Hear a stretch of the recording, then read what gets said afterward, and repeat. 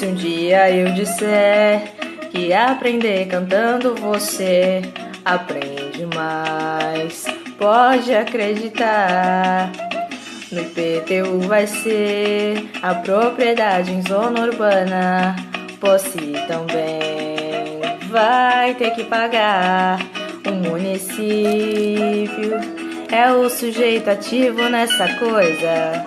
Ao menos 2 melhoramentos. Zona rural é ITR, não vá confundir, pois nesse último a União tem a responsa.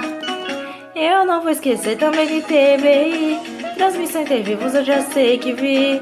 Ato oneroso eu já sei, exceto garantia, mas de imóvel pode ser. E por último, mas também importante, imposto de serviço com lista constante. Na lei complementar 116, 116, 116. Eu não vou esquecer também de TBI, transmissão intervivos eu já sei que vi.